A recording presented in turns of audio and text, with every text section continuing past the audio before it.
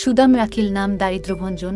এক সময় একটি গাঁয়ে বাস করতেন একজন ভীষণ গরিব ব্রাহ্মণ, যার নাম ছিল সুদাম।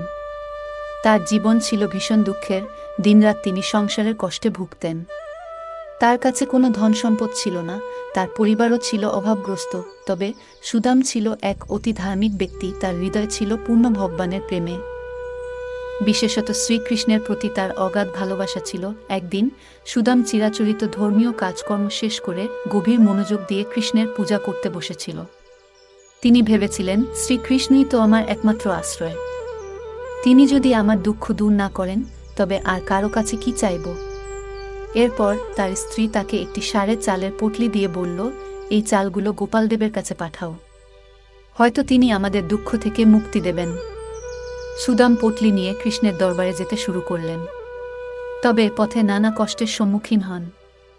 পথে চলতে চলতে তিনি অবশেষে শ্রীকৃষ্ণের মহল পর্যন্ত পৌঁছালেন।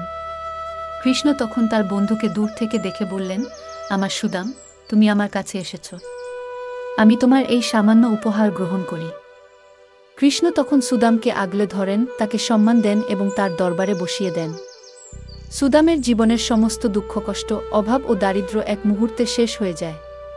কৃষ্ণ তার ভালোবাসা ও দয়ার মাধ্যমে সুদামকে আশীর্বাদ দেন এবং তার পরিবারকে এক মুহূর্তে অতুলনীয় সমৃদ্ধি দিয়ে পূর্ণ করে দেন।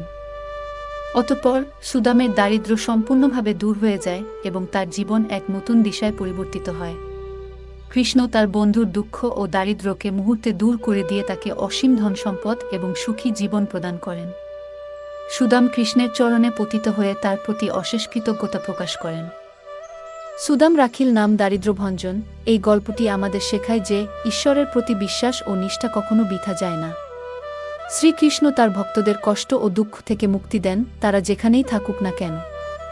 সুদামের মতো যদি আমরা তার প্রতি পূর্ণ বিশ্বাস রাখি এবং তাকে সমর্পণ করি, তবে তিনি আমাদের জীবনকে সার্থক এবং সুখী করে দেবেন।